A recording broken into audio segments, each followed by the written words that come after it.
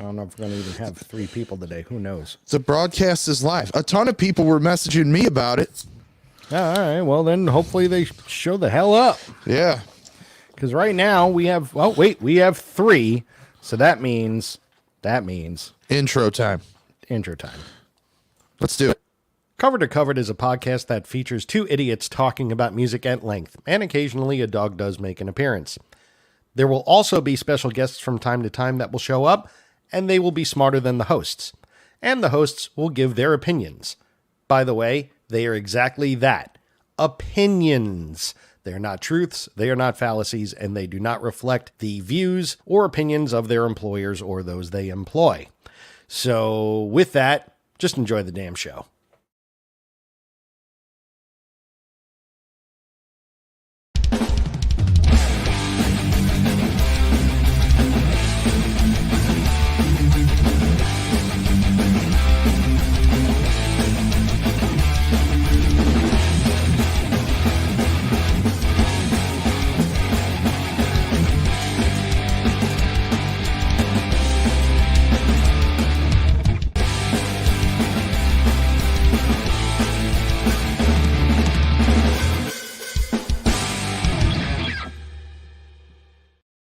Huzzah! 1 year. Yay, us. 1 year, and I noticed it's episode 38, which tells us that we took 14 weeks off last year. Yeah, but I mean, last year. So what? I mean, the past 4 weeks we haven't been. This is the first show we've done in a month. Yeah, we're pulling the Howard Stern. That's okay. 'Cause he gets paid a lot more than us, so we should actually do like no shows a year.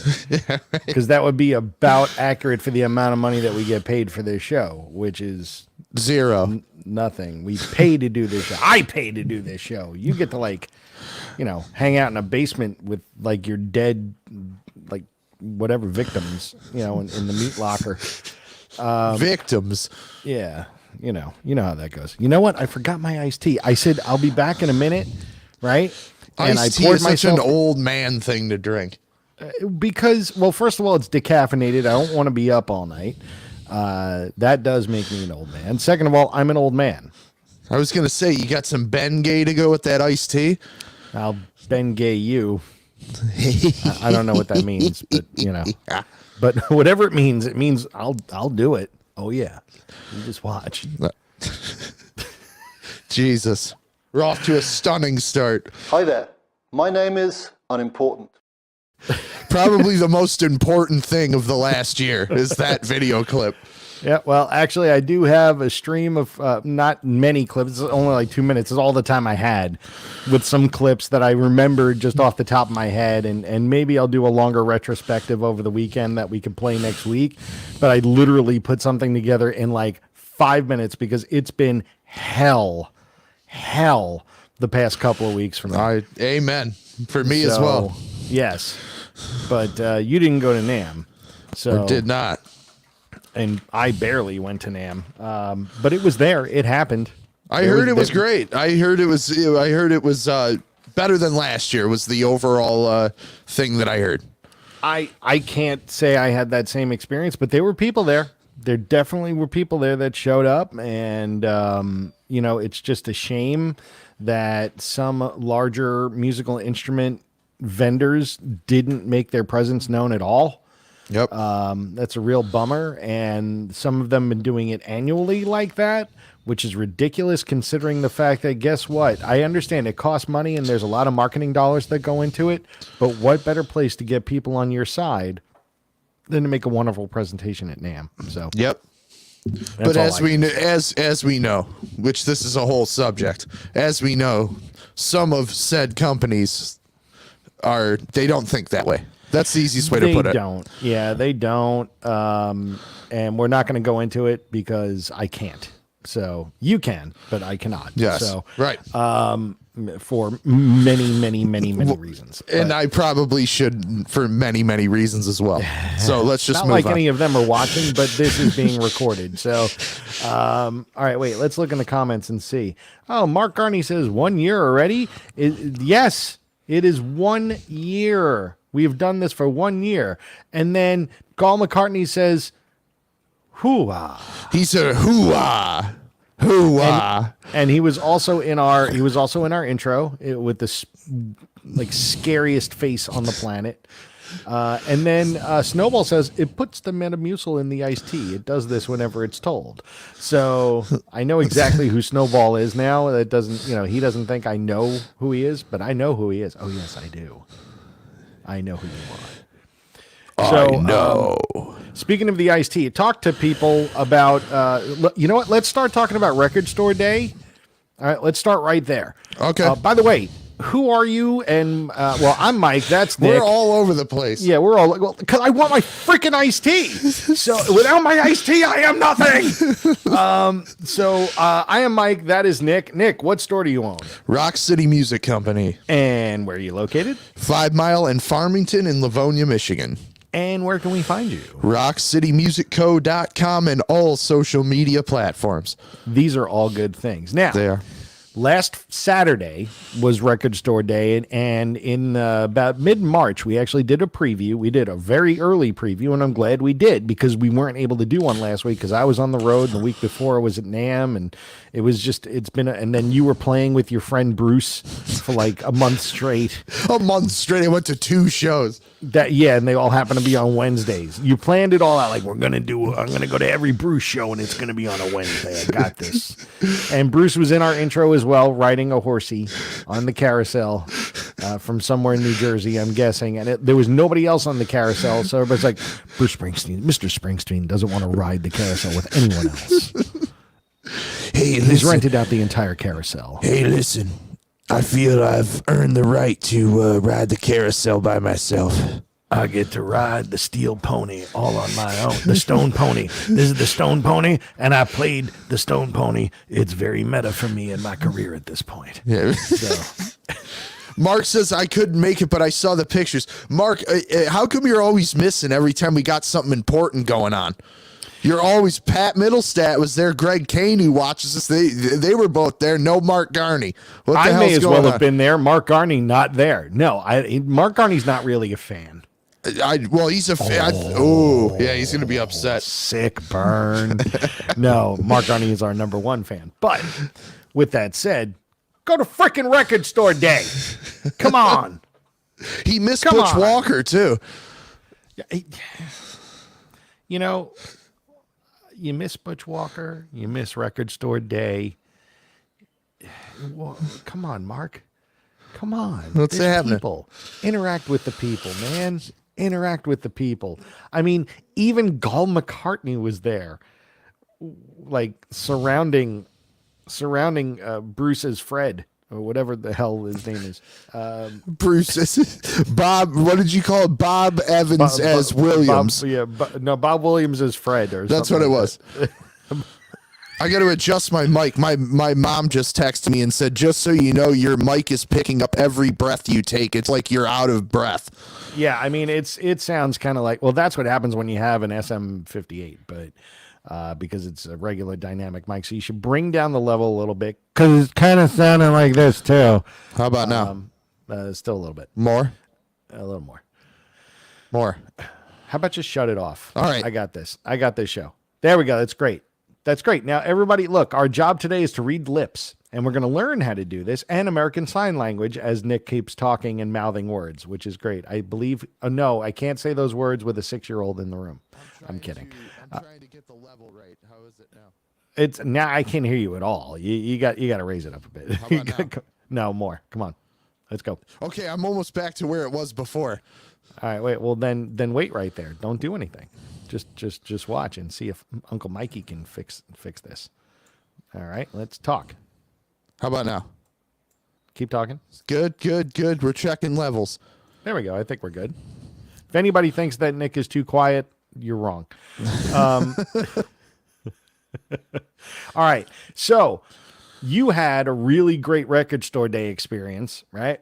Yes, absolutely. And there were pictures on Facebook were phenomenal. There were people around the building. You had 150 people in line. Is this right? Yes. Man. All right. So I'm going to get my iced tea. Tell us how all that went down, and I'll be right back. Yeah, so as Mike just mentioned, over 150 people in line. The line started at our front door, went down the front of the building, down the side of the building, and wrapped all the way around the back of the building, which is pretty insane to see, considering this was our second official record store day we were partnering in, or participating in, whichever way you want to look at it. Shout out to the first 3 people that were in line that got there at 4:30 a.m. and waited out. It was pretty cold on Saturday.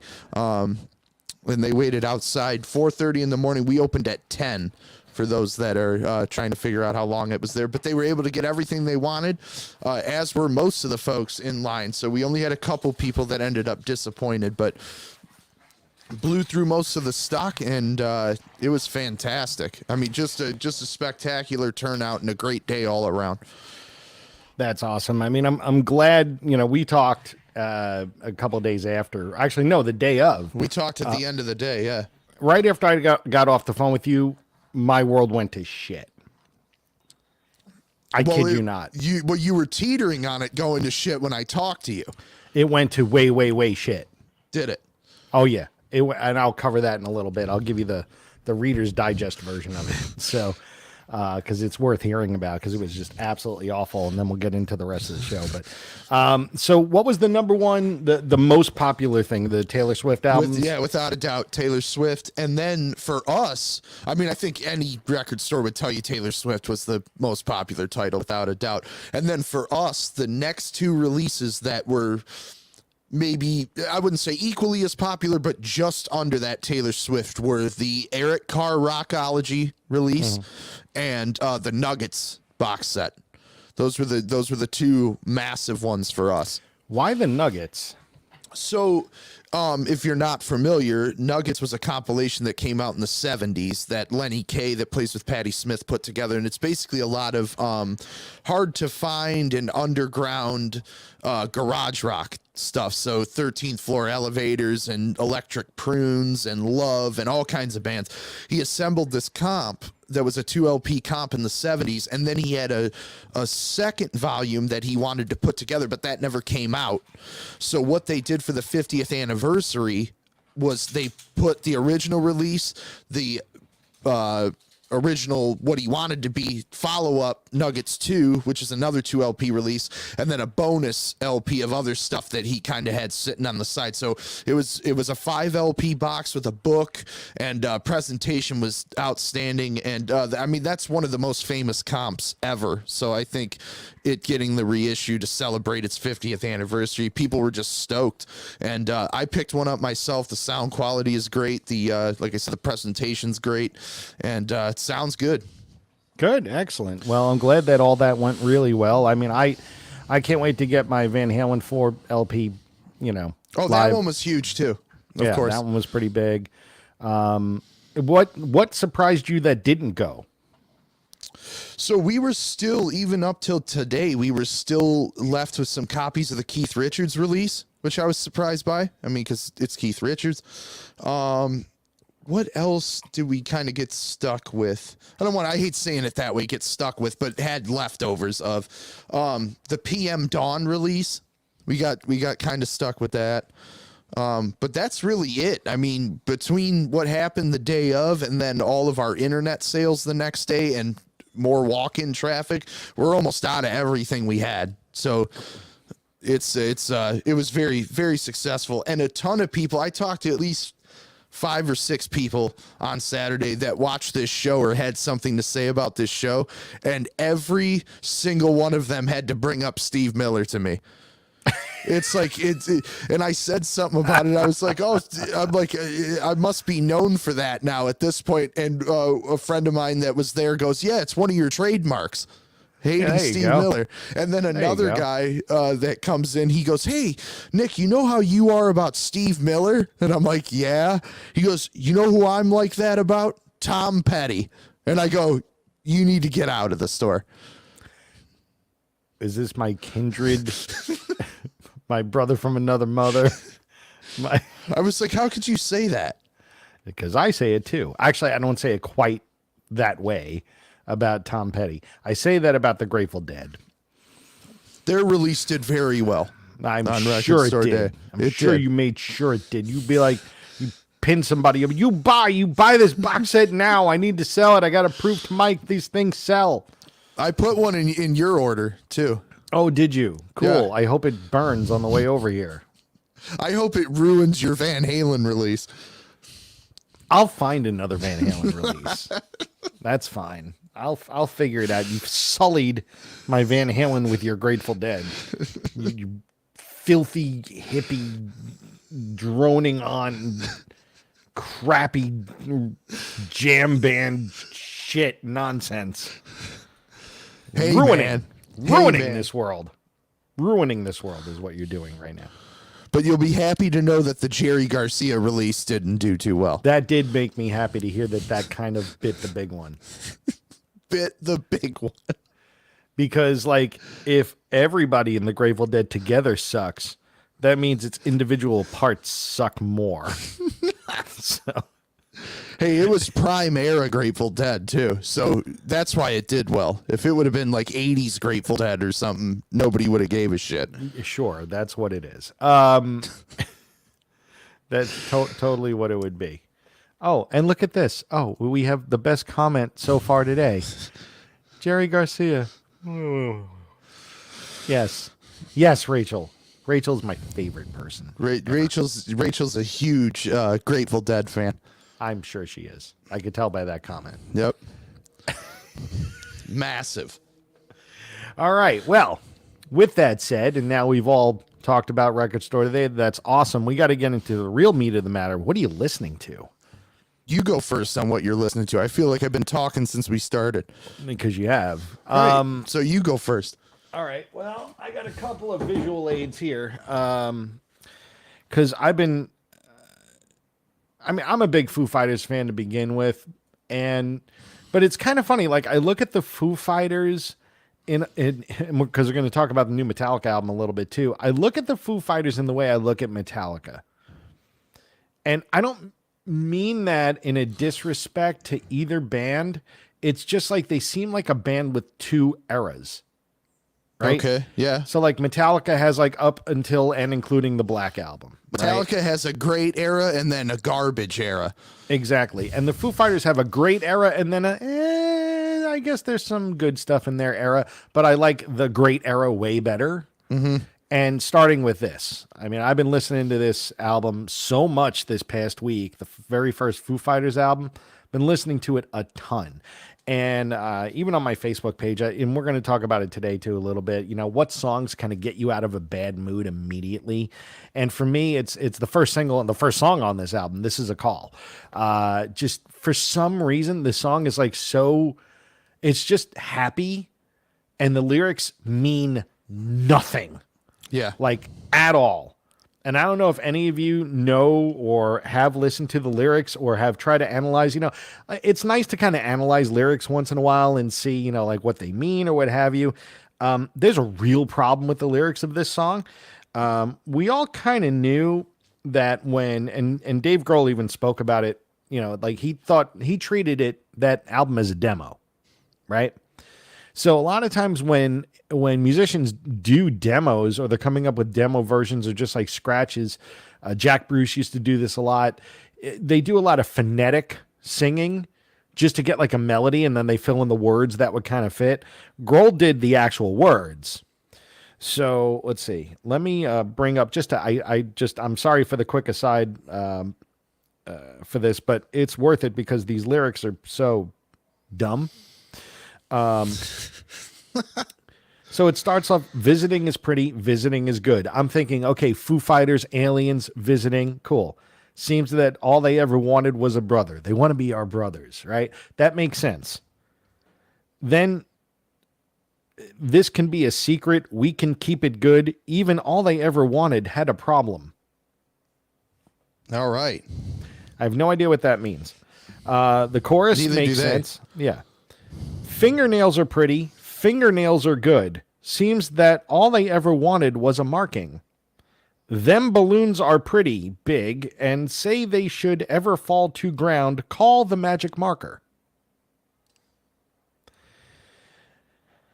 These sound like Grateful Dead lyrics, to be fair. Yeah. Minison is pretty. Minison is good. Seems that all the cysts and mollusks tend to barter. Ritalin is Dave. easy. Ritalin is easy. Ritalin is good. Even all the ones that watered down the daughter. He's making stuff up. Totally. And, but it sounds like very much like in the vein of a demo where you just kind of like spit out words and like you come up with rhymes, and he did. And guess what? It wound up being a hit. It wound up helping to blow up that album. And look at where the Foo Fighters are today. So the lesson learned, kids, is that just write nonsense. It works. And you will be famous. Yep. Just look at the Grateful Dead. The new Foo Fighters tune is fantastic. It is. It's good. I I really have to give it a deep listen. Do we all think that Grohl played drums on it? I don't think it sounds like him.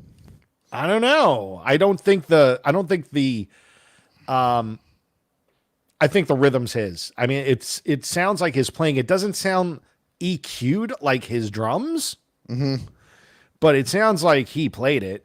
Like, I mean, I wouldn't be surprised if it was him, but in my first handful of listens, I didn't think it was Dave, and it wasn't like a leftover Taylor track either. No, it wasn't. No, that's for sure. Whoever is playing drums, if it's Dave or if it's somebody else, their new drummer, who they still haven't announced. They're making a conscious effort to play how Taylor would have played. So even if it's Grohl, he's not playing like Grohl. He's playing like Taylor Hawkins, in my opinion. Yeah, I got to give it another listen. I only heard it like once briefly. I haven't had time to even listen to it. But moving on from that, because I mean, they still haven't announced a drummer. There's rumors that it's what's his name? What's his name? Josh Freese. Yeah, which I mean, he's obviously a great drummer, and I thought he's he did a great good drummer. job. But we already talked about this before. Rufus Taylor. Who should be the drummer? Yeah. Why is he not the drummer? Because maybe he's got a really big tie to the darkness. Who knows? I mean, anyway. who's gonna go? No, you know what? I got to stick in the darkness, man. I'm not gonna be in the Foo Fighters. No. Yeah, it's not like the darkness would go. No. You can't go. Yeah. Exactly. And I love the darkness. I really do. But like, there's no way anyone in their right mind would go, you know what? No, I got to plant my flag here. Not in the biggest band in the world. No. Or one of them, Also, what I've been listening to, and this is going to probably surprise you, but I picked this up. I was doing Bruce Springsteen? Yes. Except with different members of the band and a different singer and a different name and not Bruce Springsteen. But I did some crate digging, as I usually do, a couple of weeks back. Oh, I got to show you something else I picked up too. But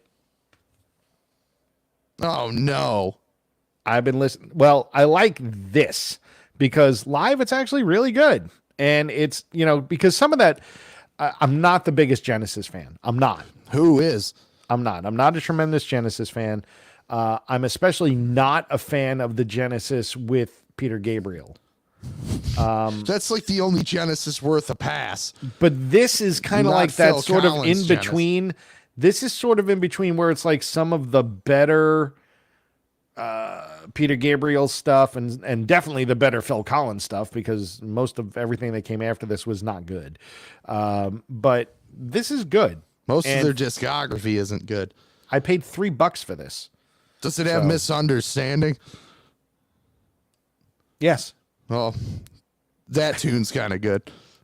It's got Misunderstanding. It's got Paper Late, Paul McCartney, what's the song that I always make fun of that goes, play me my song? What's that Genesis song? It's a Peter Gabriel era one. Play me my song. Dun, dun, dun, dun. It sounds like it should be in a children's play. Because it is. Right. But that's what I've been listening to a lot of recently. So, and also I finally got the new Skid Row album. I finally got it, and I was cranking it last night, and it's good. It's solid. It's good. It is really, really solid. So what about you? What have you been listening to? Okay, so I mentioned the Nuggets box set, of course. Ian Hunter, Defiance Part 1. I mentioned this a few months ago when the single Bed of Roses came out. Ian Hunter, 84 years old, putting out a killer rock record. It's got tons of special guests on it. Wow. Mike Campbell of Tom Petty and the Heartbreakers, your favorite. Yeah, my favorite band ever. Ringo's on it. Jeff Beck's on it. One of the last things he played on. Taylor Hawkins is on it. Duff McKagan's on it. Slash is on it. Rob Trujillo from Metallica. It's loaded with special guests, but it's a great, great record. It's produced really well, and the song Bed of Roses is one of the best songs I've heard in a very long time. So even if you don't pick up the album, play that tune and remember that, you know, Ringo and Ian Hunter both playing on the track and Ian singing on it are in their 80s, and they're doing better songs than most that are a quarter of their age. Love that record. And went back, was playing Ted Nugent Free for All over the weekend. Solid record. Great stuff. Well, that's like glory era Ted Nugent. And then Beatles demos. I'm forever in a Beatles phase, so I'm always spinning something Beatles related. Well, as much as I don't agree with Ted Nugent's politics, the song Free for All is phenomenal. And there's a great song on there called, well, there's a bunch of songs on there that Meatloaf sings lead vocals on. Meatloaf? Yes, the Meatloaf. He sings, I want to say 4 or 5 tunes on Free for All, but there's a great one on there called Hammer Down that's basically Iron Maiden before Iron Maiden. It's got the gallop thing happening, the ride bell, all that crazy lead, and Meatloaf singing lead vocals on that. Well, solid track. Solid record, too. I'm trying to do something here. It's not letting me do it. No, that's yeah, not Musical Box. Paul McCartney says Musical Box. That was the Genesis song I was thinking of. Play me my song. Here it comes again. I can't do this. Why won't it let me do it? Are you trying to put up a picture of Mike Rutherford? Yes. And his 4-neck guitar? Yeah, well, look, it's got to be done. He's looking up a recipe for iced tea. No, I'm not. I already have that recipe. What the hell are you doing? It doesn't matter. All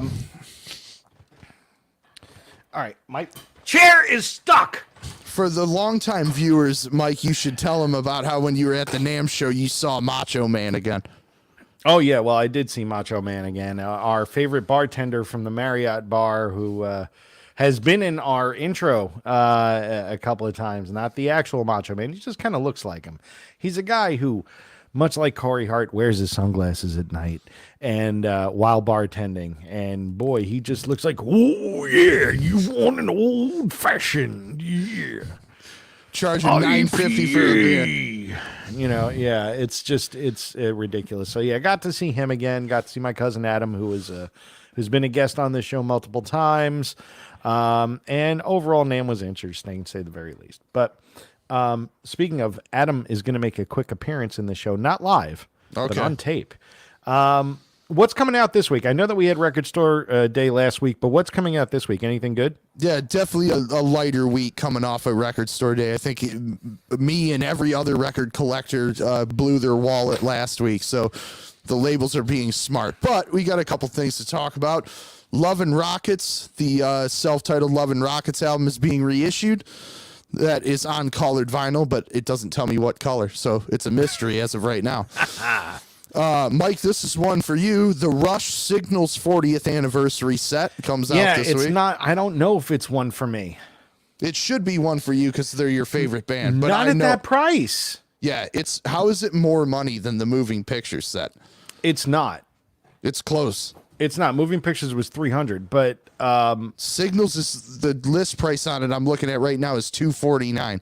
No, it's $229 on like the Rush backstage thing, and most everywhere else is going to be $229. But the Moving Pictures one was $299. It came with live albums and Blu-ray and Atmos and all these other things, and it was, you know, the 40th anniversary of arguably their most famous album ever. And what people really, if you say Tom Sawyer, you know what band did that song. And Signals is sort of like on the way out.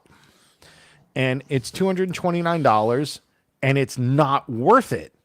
It's just not. They don't give you enough in this. Who cares about an Atmos mix of subdivisions? Like nobody. Yeah, there's like 2 good songs on that album: Subdivisions and New World Man, and maybe a third. Oh, the Weapon. 1.5 good songs. The Weapon is a good one too. But at the end of the day, that box set, when you look at the contents of the box set, it is not worth $229. And I keep getting emails. Oh, we're running out. You better order soon, which means that they got a ton of them and don't have enough people to buy them. That thing's going to be on deep discount in about 2 months. And I'm waiting because I don't need to get that one right out of the chute. It's not going to change my life. But you are going to end up with it. Let's admit I'll end up with it. No. I'll end up with it. But I'm not going to buy it for $229. It's not worth it.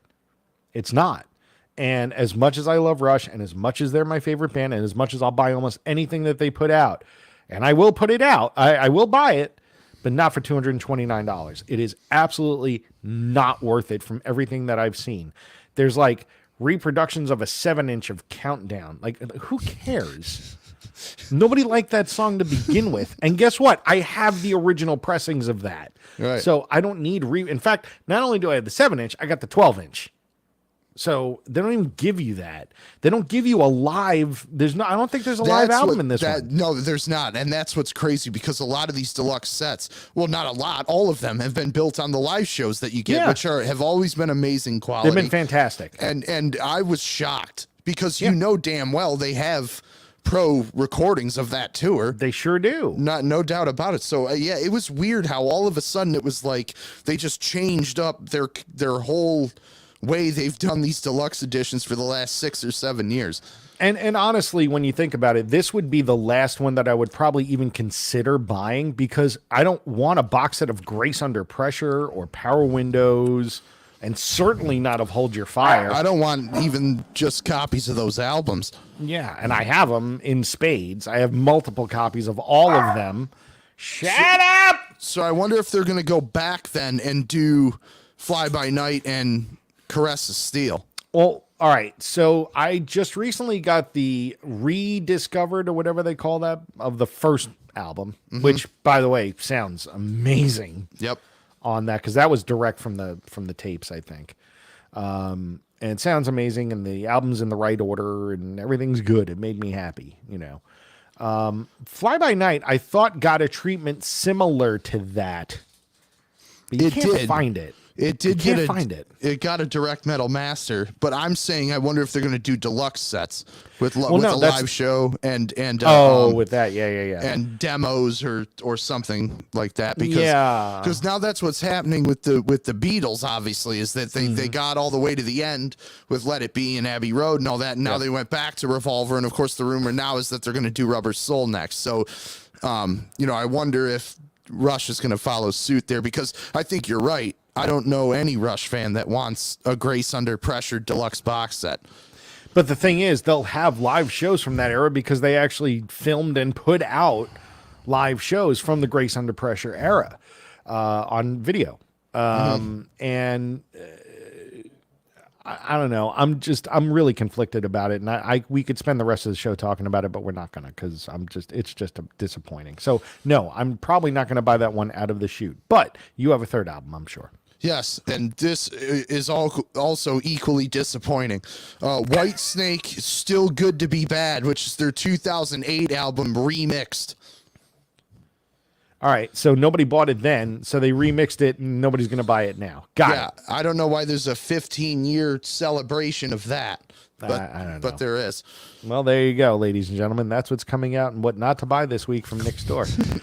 In fact, what you do is you go to Nick's Store and you buy all the rest of the Record Store Day releases that he still has, because those are probably worth buying. Anything that he just mentioned there really just doesn't sound like it's worth having. Well, maybe the Love and Rockets. Yeah, maybe the Love and Rockets. That's the best of the three, to be fair. Yeah. Go Daniel Ash. All right, so it is our 1-year anniversary. We don't have a cake. Bummer. Not like I need it. You know what we should have had was a clip of a stripper. No, I was going to say the clip of the Flintstones. Oh, happy anniversary. Happy anniversary. I'm glad I didn't do that. It would have been great if you were like, actually, as a matter of fact, boom. Here it is. Ready? There it is. What's happening, baby? Fuck you! What's happening, baby? You know what? For 1 year, I've been playing this.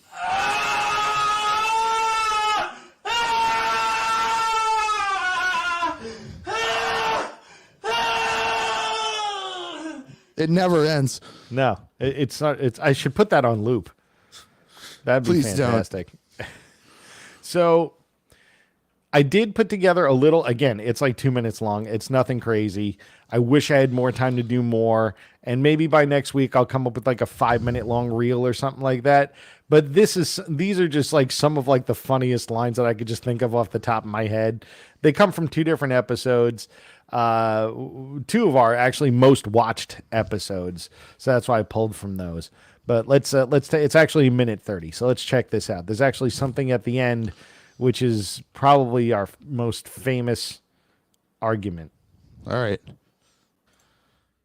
Oh, I just saw that your name says Oldie Locks.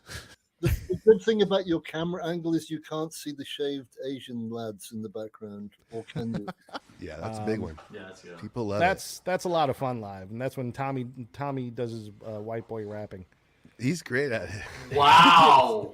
Wow. Now you're a racist. Oh my god. All right. So now the point of this segment is, and this is where Nick and I start fighting, because we rarely agree on this one. All right. Right. We go with great band, shitty song. Because And by the way, I was pissed about Dreams because that's a fucking great song. No, it's not. Fuck you, that Nick. song That is a great song song. sucks. That is a great song fucking. Are you terrible. fucking kidding me, dude? No, Come I'm on. not kidding you. Do I look like I'm kidding? Fuck Yeah, that you're song. fucking mine, dude. Now the gloves are off, dude. That song. Let me tell you what my position on why And that that song video sucks. at the fucking whiskey. Are you kidding me? That's why. No, that song sucks That's why you're in because fucking Detroit still, bro. Sammy Hagar's singing out of his range. Fuck that. Oh my god. Isn't he? Yeah, thank you, Baba. Exactly. He's straining. Exactly. The fuck you guys. All right, Go let's back go. to E Let's flat go, Van Mike. Halen, please. Let's go. Fuck that. Let's go, Mike. End of story. Dream sucks. Fuck. My favorite was his lead and how he was like, you know what, I gotta say, because what people don't know is when we have a guest on the show, Mike sends like a run of show of just a loose thing of like, we do this segment and then this and then this. And to explain the segments, if they haven't seen the show or haven't been a part of it before, he gives a little description. So for This Song Sucks, when he sent it to the Yachtly crew guys, it said, you know, as you explained in the clip, great band, shitty song. And he said examples, you know, Mother by the Police, Gonna Raise Hell, Cheap Trick, Dreams, Van Halen. So I loved when he was like, I was fucking pissed about Dreams. That was like reading the email, he got upset. For me, you were just so emphatic about it. Like, he's like, "Are you kidding me? Like, do I look like I'm kidding? I was waiting for you to rip off your shirt and go, come on!" And I love how he goes, when I had forgot about that, when I go, well, you know why it sucks? Because he's straining and Baba Booey going, he is singing out of, he is straining. Yeah. And you're like, thank you, Baba. Oh, it's fantastic. I really wanted to get those guys on this week to join us, but I'm going to see them this week, and they're actually playing. Here's a plug for our friends in Yachtly Crew. They're playing 2 shows, Friday and Saturday, at a brand new venue in Del Mar, California, just in northern San Diego County. Brand new venue called The Sound. It's a 1,900 seater. They put the Saturday show on sale and sold it out in 5 days. Wow. And for a band like that, that's amazing. So they put the second show on sale. There's still tickets available for Friday, not many left. I'm not pulling somebody's leg and trying to be like, well, you know, there's not many tickets left. And meanwhile, there's like 10,000. No, it's like there really aren't that many tickets left. Well, let me give a plug too, because they're coming to the Detroit area. There they are. Yes, Yeah, they are. Indeed. May I believe it's 23rd. I better get the date right. I think it's the 24th. It's a Wednesday. It's a Wednesday because we talked about how we're not going to be able to do the show. Yeah, you're right. May 24th, Yachtly Crew will be playing in Wyandotte, Michigan at the brand new District 142 venue. I haven't been there yet, but I hear it's like a mini St. Andrews Hall. And as Mike is saying about the show near him, I'm hearing there's not many tickets left for the Detroit show, so get them while you can. Yep. Looks like it's going to be an amazing show. I've never seen him. Mike's seen him like 60 times, but but I'm looking forward to it. And if you get there and you're a covered to covered fan, maybe you'll be able to see me and Sailor duke it out for real in person. You know, I'm setting that up this weekend. I'm totally setting that up this weekend. I'm seeing if he can come on next Wednesday. If they don't have a gig, I don't think they do, and I don't think they're leaving until the week after. Okay. Because then they have a whole summer tour. You know, these guys are playing like 60 shows like in the next 3 months. In all big venues too. And all good venues. You know, it's pretty awesome. They're playing in New York September 29th from my Long Island friends. They're playing the theater at Westbury. I think it's a theater in Westbury. It's not the Westbury Music Fair, but it's a theater in Westbury, New York and Long Island. I will probably be in for the show because, hey, it's a weekend and my mom wants to go. So, and so does Snowball. Snowball is probably going to go too. So I think Snowball left. You know what should have been in that montage as well was Jim from Fuzz Bubble when I brought up Bang on the Drum by Todd Rundgren, and he was like, yeah, I don't know how that even happened. Remember, he's like, I don't know how a guy so great could write such a bad song. Again, I ran out of time. It was just because you got to think like every show we do is an hour and a half long. And then I have to upload that at least. And that one was like almost a 3-hour show. And so I have to load the whole thing in, find where it is, cut it out, put it aside, and just keep doing that and repeat and repeat and repeat. And I don't have that. That literally would take me a couple hours to do that for the amount that I actually wanted to do. That would take me a couple of hours. So I was not able to do that. So I apologize, but we will get there. But at the same time, at least we got a little taste, right, of some of the history. And of course, there's always this. Hi there. My name is Unimportant. Which is always funny. It's always funny. It's always funny. I always love it. And just because it's part of our, main part of our history here, we got to play this.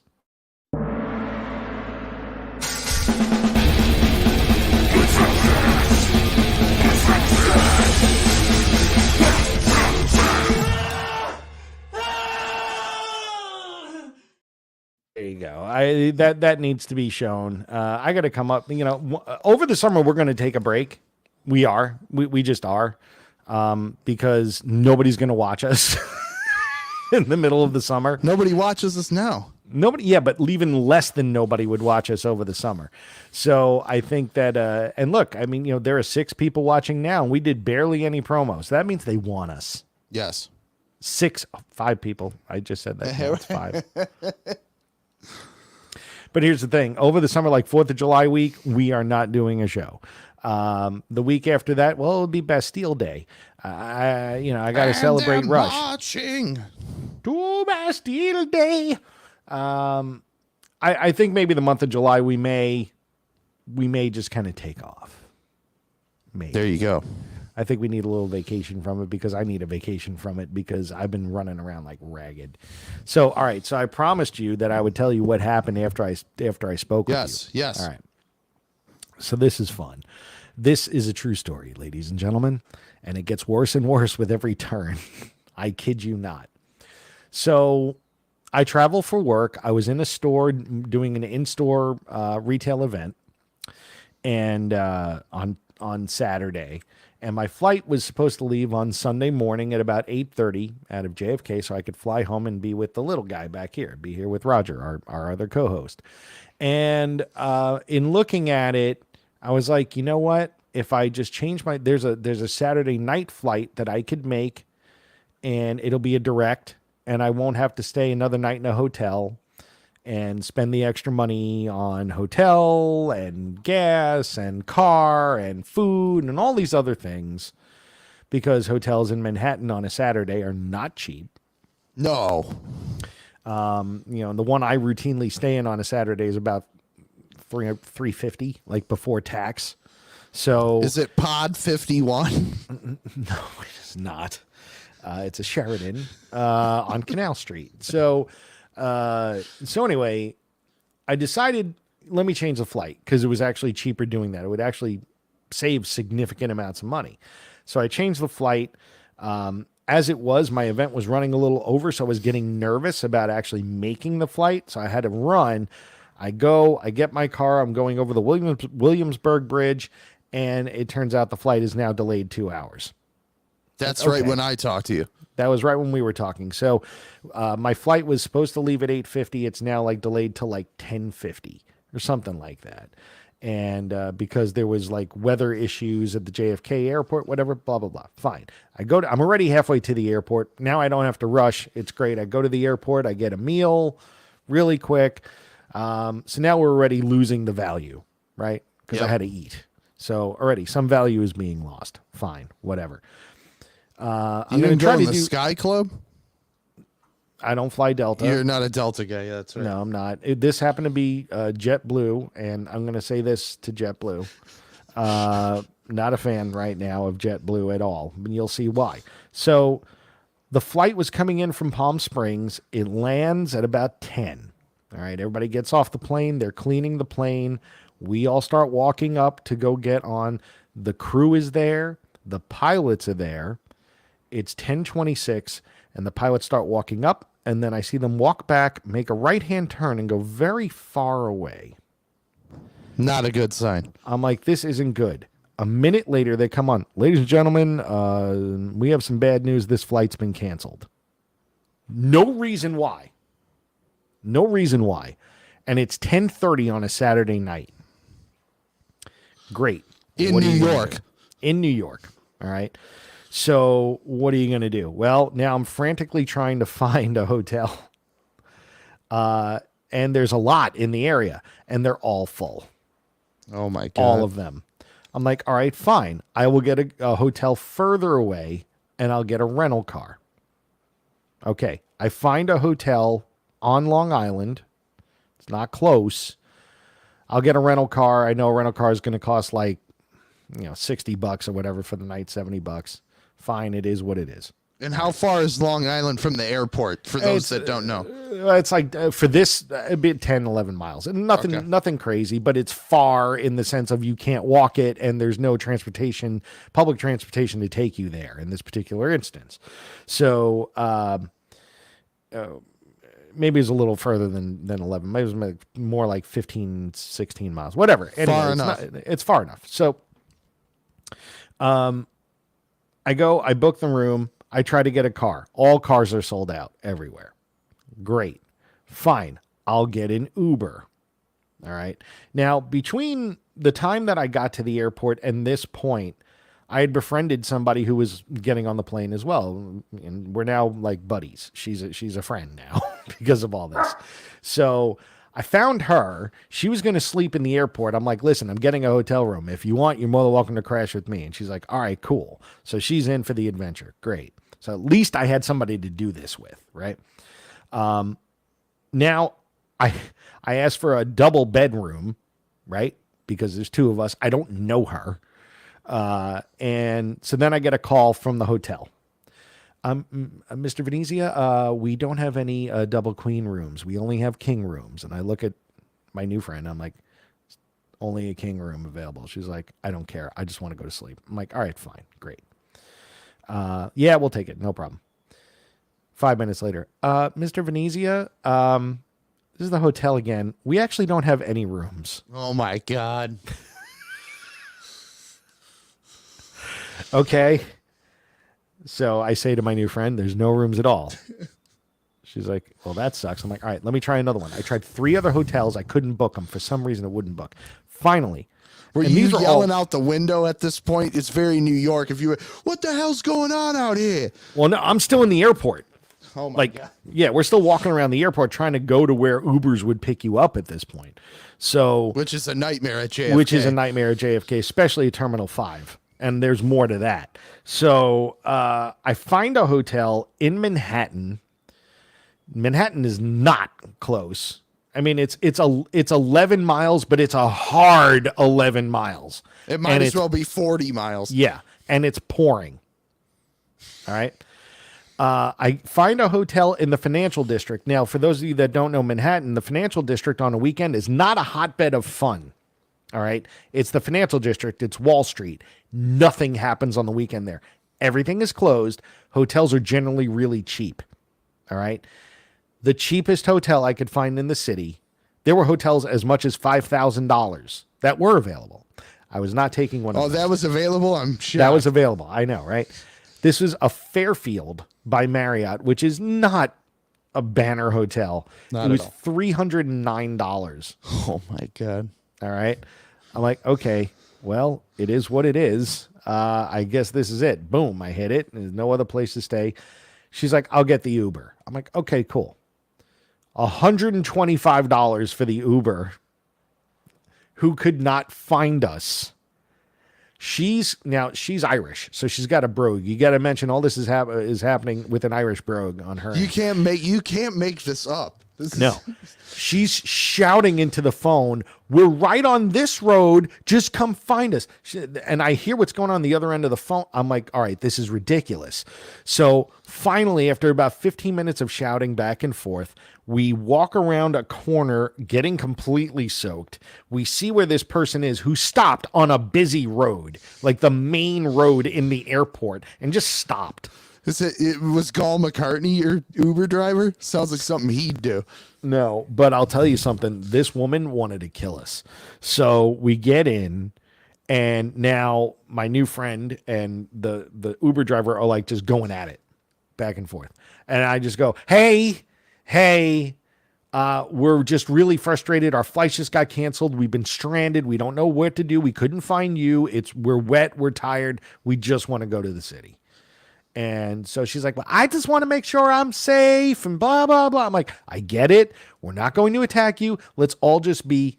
And then the Uber driver starts chirping again. And my new companion says, you know what? Can you just shut up and drive? And I'm like, we're going to get thrown out of this car right now. And now I know why we didn't. It's because the fare was $125. Yeah, right. This driver was going to make some bank on this half-hour ride, 45-minute ride. She's going to make bank. Yeah. So she's like, yeah, I'm not throwing him out of the car. She's like, any other cab driver would have thrown you out. I'm like, any other cab driver would have found us. But that's okay. Can we just go? You know? So, and I did say that. And I felt bad. I'm like, look, sure any other cab driver probably would have found a way to find. But I said it calmly. I'm like, any other cab driver probably would have found us where we were at. But look, we're all here now. Let's just go. Can we just go? Finally, Mike Venezia being the voice of reason. That's something me you never hear. of all people.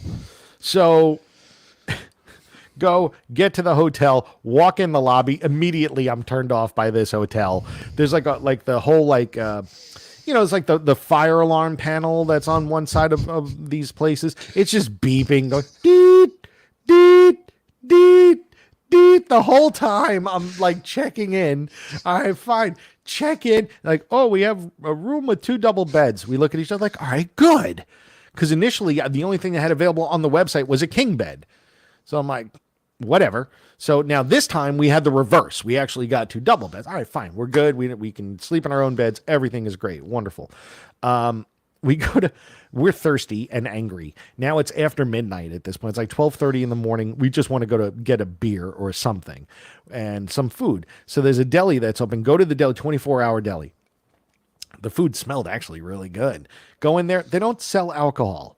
Like, all right, great. What do we do now? All right, let's go. 7-Eleven. Found a 7-Eleven, picked up a 6-pack. We're getting soaked because now it's teeming. All right. Go to 7-Eleven, get a 6-pack, go back to the deli, get her a hamburger because she was starving. I wasn't even hungry at this point. I was just angry. Yeah. Go back to the hotel room. I down the beers. I go to bed. I call up the next morning. I don't have somebody to watch Roger now. All right. This guy right here, him, right? He had nobody to watch him. My dog sitter couldn't watch him. Like, okay, fine. I was not pleased about that because all he needed to do is be fed and walked. But I wasn't getting into it. I asked another friend of mine that I didn't want to ask because she was moving to Montana the next day. obviously she couldn't do it. So finally I'm like, who else? I finally got a coworker to like save my life. And he's like, I got you, bro. Not a problem. I'm like, great. Take all the weed you want that's in in my cabinet as payment. Cause I don't really smoke it anyway. So it's just sitting in a mason jar. So somebody better enjoy it. Right. So, all right, at least he's taken care of. But now I have a flight that's leaving, 8:00 at night. I want to go home because I got to take care of him. Because by the time I would get home, 8 p.m. on Sunday. 8 p.m. on Sunday now, and I still wouldn't get in until well after midnight. So I make a call. I call JetBlue. 36 minutes on hold. 36 minutes. And then they're like, before you go any further, what time was your original flight before you moved it? The one that you were going to take Sunday morning? 8:30 in the morning. 8:30 a.m. Yeah. Okay. So now it's like 10:30 in the morning New York time. That flight is gone completely. So I call up JetBlue and they're like, well, did you book your flight through JetBlue? No, I booked it through American Airlines. Oh, well, you got to take it up with them. Okay. I call American Airlines. They're like, oh, well, you're flying on JetBlue. You booked it through us, right? Did American Airlines or JetBlue cancel the flight? I'm like, well, JetBlue obviously canceled the flight. Why would American Airlines cancel the flight? Right. And she's like, oh, well, you need to call JetBlue.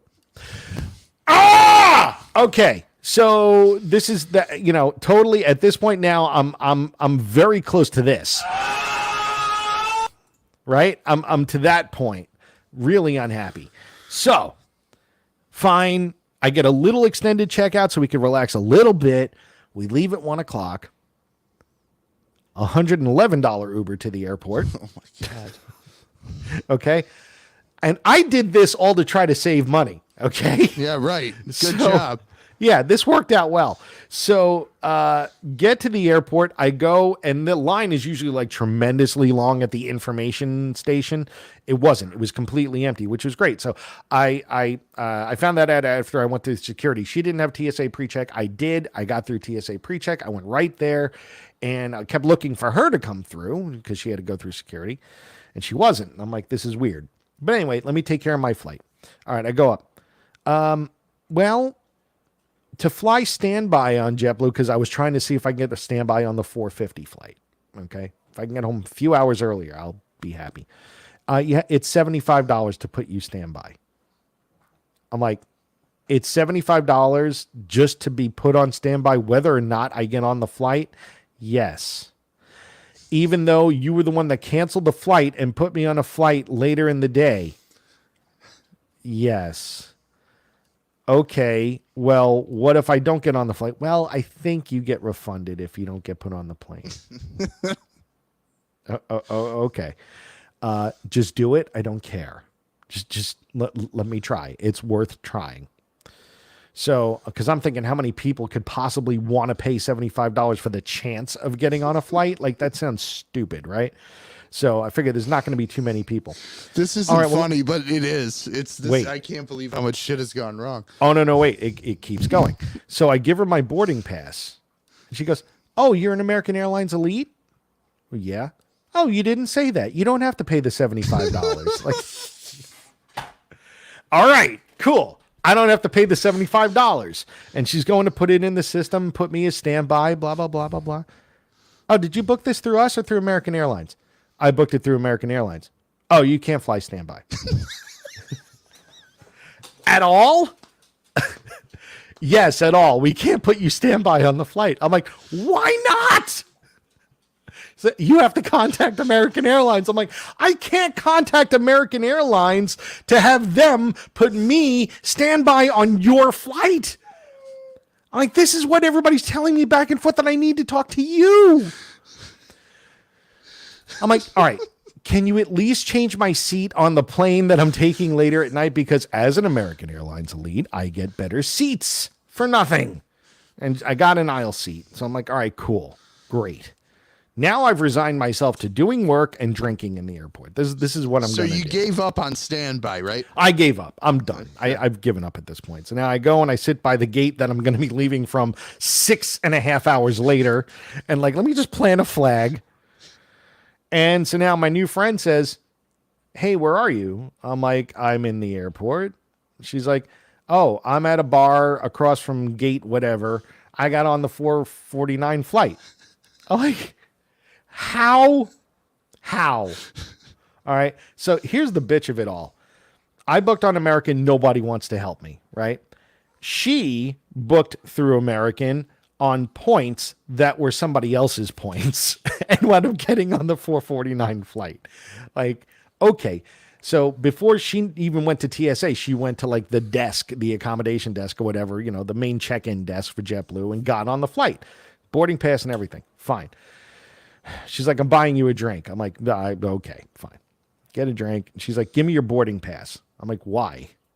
She's like, we're going to get you on this flight. Watch my stuff.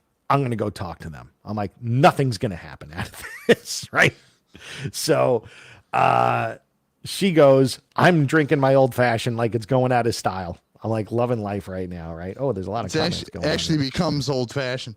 Yeah, really. It was old because I was tired at this point. It was very old and fashioned. I'm hoping you say she comes back and actually, Mike, you're not allowed on a JetBlue plane ever again. No, it wasn't quite that bad.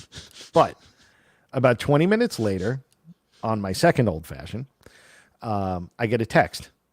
Order me a hamburger. I took care of it. I'm on my way back. I'm like, there's no hamburger here, but okay. So she comes back and she's like, here, I got you standby on the flight. You're number 3. You're standby. You're the 3rd person on the standby list to get on the flight. I'm like, how'd you do it? She's like, I kept talking to him. $75. No, she's like, I kept talking to him and I just made sure, and I just wore him down and I got it. And I'm like, all right, well, that's actually pretty cool. And I guess I do owe you a hamburger. So, but we have 10 minutes before the flight starts boarding at this point.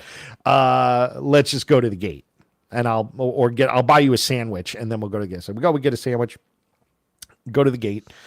And now she's like, I'm waiting with you until, to make sure that you go on the plane. I'm like, yeah, but you got to get on the plane too. She's like, well, if I get on the plane and you don't, she's like, is there a way that I could walk Roger for you? I'm like, well, that's really cool. Yes. And I'll give you all that information if I don't get on the plane. So everybody now boards. Now there's a bunch of people waiting for standby. Right. And I'm not number 3. I'm number 5. Okay. Did they get $75 from everybody? Because that's a hell of a scam. I don't know. So they start calling people, and then they call my name. I'm like, okay, cool. And then they go to her, ma'am, which seat is yours? And she goes, oh, here's my boarding pass. And they zap it. They go, we don't have you on this flight.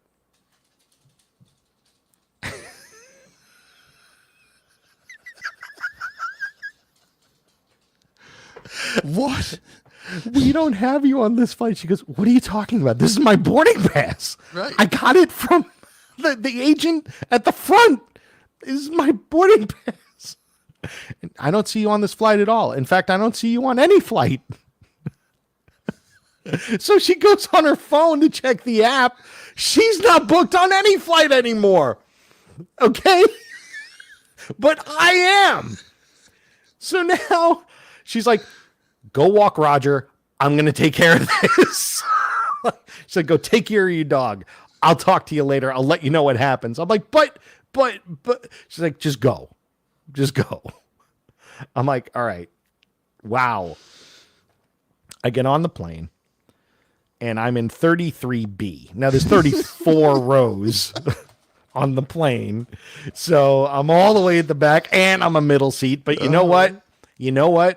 This is like the worst seat I could possibly ask for. And you're flying New York to LAX, right? No, to San Diego. Okay, so direct to San Diego. What is it, 5.5 hours? Yeah, it is. And longer because actually with the jet stream, it's actually closer to 6 on the way back. So, and it's a middle seat. I'm like, this is going to be fantastic. Things start to change a little bit as far as luck. I get to the back of the plane and there's somebody in that seat. Of course, there's somebody in the seat already. So I go to the flight attendant. I'm like, I think somebody's in the seat. And she goes, sir, can I see your boarding pass? And he brings it up and it's 33D, which is the aisle seat in the next, just across the aisle. And it's open. And he goes, you know what? I'm settled in here. I mean, if you want to take the aisle seat, you're more than welcome to. And I went, are you sure that you want to, because no, it's all right. I'm settled in here. I'm all good. I'm all good. I'm like, okay, I guess I'll take one for the team. And everybody around me started laughing because they all knew. They're like, this dude is really nice or really stupid. Right. One of the two. And I'm like, yeah, I'm taking this aisle seat, which was great because I had to pee like 80 times during the flight because I was just drinking like crazy. So, like not alcohol, just like drinking water because I'm just like stressed and it's like stressed. So yeah, I at least had that. Then we're sitting there, we're all packed, doors closed, 4:40 flights at about 4:50, gonna push away, everything's great. We're not moving. And we're still not moving. And it's 5 o'clock. And it's 5:10. We haven't moved. Oh no. And then ladies and gentlemen, we apologize for the delay, but we're waiting for the fuel truck to come. When they gave us fuel, they didn't give us enough. We need more. Oh my God. I'm like, what? What? Are you kidding? You can't make this up, man. You couldn't script this. No. Like, then sitting there. I would have been losing my fucking mind. Now it's 5:30. We haven't left. We got fuel. We leave at 5:34. And I don't know where we taxied, but I think we taxied around the island of Manhattan because for a half hour we were moving and I fell asleep for a little bit and I woke up and I thought that we were like in the air, but I'm like, well, this doesn't feel like we're in the air though. And it's now 6:05. We still haven't left. Ladies and gentlemen, we're now in the third in line to leave. Thank you. Make sure your seatbelts are tightened. We're about to take off. I'm like, all right, so now this flight's an hour and 10 minutes, leaving an hour and 10 minutes late. Like, I can't do this. I get a text message right before we take off from my new friend. I booked a flight on Alaska Airlines. I'm landing at 10. Like, all right. And so I picked her up at the airport. She stayed with me that night because she had nowhere to go. I'm like, you're staying with me. You got me on a flight. You're staying here. It's all good. So did she get back before you did? No. Okay, she got back about an hour after I did. Okay. But still, it was like, what a fucking ordeal. I mean, you can't script this. Every turn was something else. Every turn was something else. And then I realized why probably a lot of this was happening. And I don't know if you believe in this, but I certainly do because it definitely wreaks havoc. Mercury is in retrograde. So until May 14th, it screws with electronics. It screws with it just screws with like karma. It screws with everything. And yeah, that's what I'm blaming it on. But yeah, that was from the time I spoke with you until late Sunday night. That's exactly what happened. And just for anybody that's listening, when Mike and I spoke, I think it was like 5 p.m. on Saturday. Close to 6. Okay. It was about 6, yeah. Yeah. It was 6 p.m. on Saturday. So, yeah, all that happened between 6 p.m. Saturday and when I landed at 9 p.m. Sunday night Pacific time. So, basically, it took me 30 hours to get home. Oh, man. Yeah. That is awful. Yep. So, I don't know what the moral of the story is.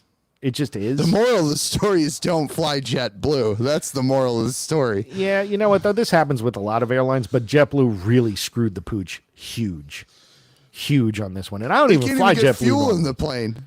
Well, that part of it scared the shit out of me. Like, really? You know how freaked out I get about flying. That's the type of shit I get freaked out about. And look, there it is. I mean, I'm glad they caught it while you were on the ground before. I'm surprised it wasn't, oh, sorry, ladies and gentlemen, but we're going to have to make an emergency landing in Des Moines, Iowa. We're about to run out of fuel. Yeah, and I've had that before. Where we've circled so much, we actually had to go to another airport because we were going to run out of fuel. Oh, nice. And then we've had to refuel somewhere else and then leave again. And yeah, that's happened. But like that was because we were circling because of a storm. We didn't leave prematurely before we did, just without enough fuel to get us there in the first place. Like, wow. So, ladies and gentlemen, that is the life of a traveling traveling sales salesman. rep.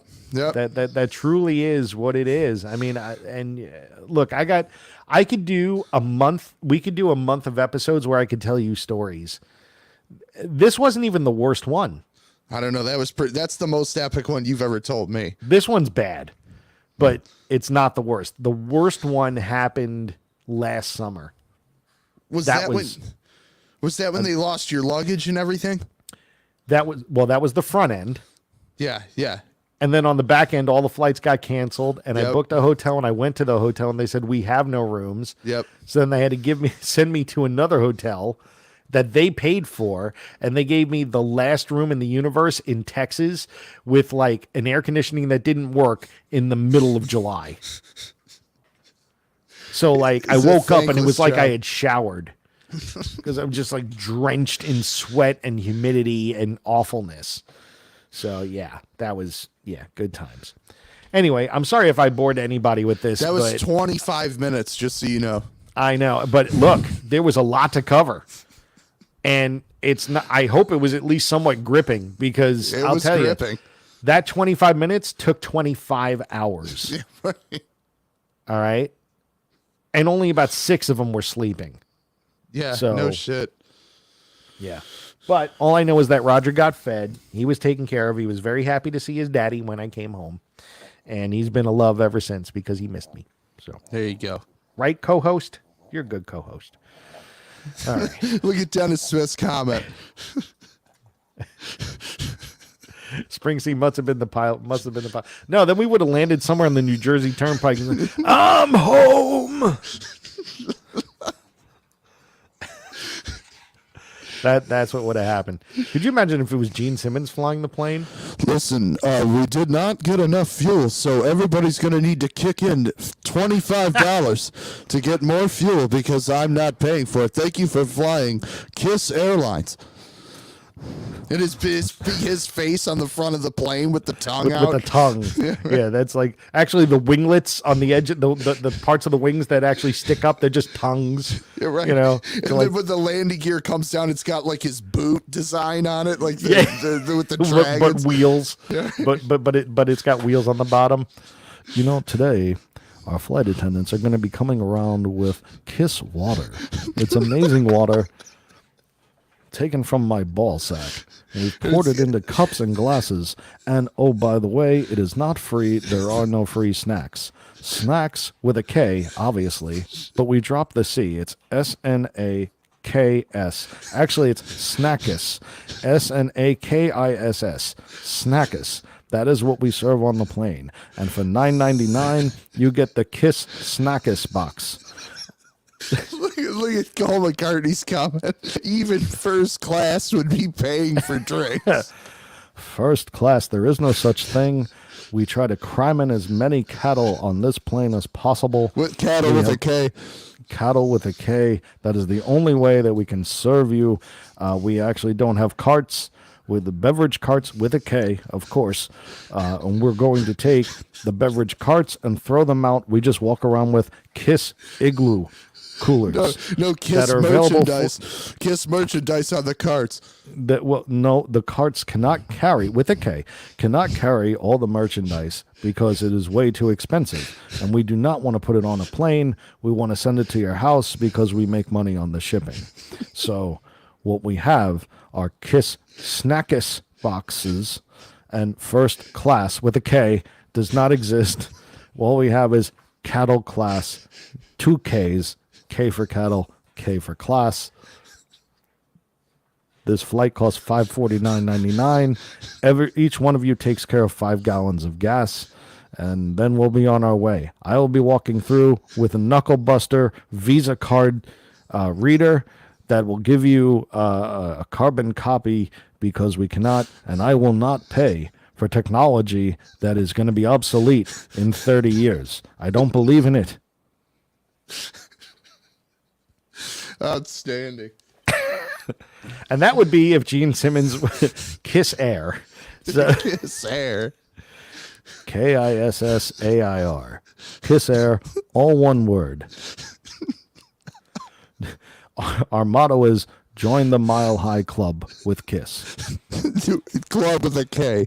Club with a K, of course. And course is, of course, with a K. Oh, my God. Yeah, Dennis, this is right. The Kiss Pay toilet. There you go. In the air. If you want to do number 2, you pay double. And like when the plane takes off, like a big pyro explosion goes off as it's taking off the runway. Bam! You wanted the best, you got the best. Yeah, like as like we're ready for takeoff. Please buckle your seatbelts. Paul, please start the music.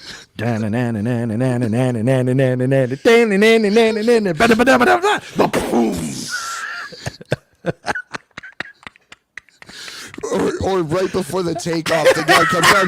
All right, passengers. You want the best? You got the best. The hottest band in the air. Yes. Oh, that's fantastic. Oh my God. Oh, Patrick's here. Thank you, Patrick. That's very nice. You just missed. You missed maybe the greatest bit we've ever had. Oh my God. Yeah, we're gonna have Gene, the airline pilot, is gonna have to make repeat appearances. There's no doubt in my mind. Oh my God, it was so good. It was fantastic. All of our stewardesses I've already had sex with before we took off today, so don't even try. I know that they're hot, but at the same time, they've been sullied by my penis. Wow. Actually, that's probably one of my better Gene impressions. I do have to, that's one of my better Gene impressions. I'm gonna go with that one. All right. So with all that said, hey, Metallica put an album out. The 30-minute detour on airline flights. Speaking of Metallica, so they're touring. I don't know if everybody knows, but their tour is, and we've talked about it on the show before, where they play the same venue 2 nights, no repeat. First night is with Pantera and Mammoth WVH, which is Wolfgang Van Halen, and the second night is with Five Finger Death Punch and Ice Nine Kills. Ice Nine Kills. Yeah. Yep. So, and the whole thing was you had to buy 2 tickets at first. You bought for both, and then they put on individual. So I bought an individual for the first night, of course, because I love Pantera, and I dig Mammoth Van Halen, Mammoth Wolfgang. I like Wolfie. All right. So I watched, there was a video that he did, like an 8-minute long form video for one of his songs. I got to tell you, it was really freaking entertaining. Yeah. The video is good and funny. And because it wound up with like everybody in it starts off with like they're all practicing, but everybody in the band is Wolfie. Okay. And they're like, and except the drummer who like didn't show up. So, and they're like, the bass player gets fired like during the non-rehearsal session. And then like all these other band members, like he starts doing like auditions with like other band members who are actual people in his band.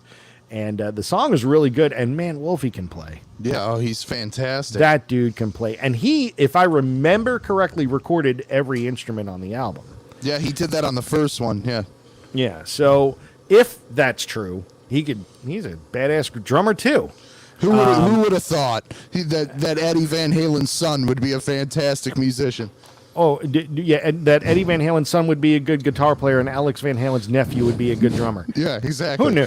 Who but I give him a lot of credit. I mean, he's got big shoes to fill in a lot of ways, and I don't say that he's stepping in for someone else. There's an expectation that goes along with that. You're Eddie Van Halen's kid. Yep.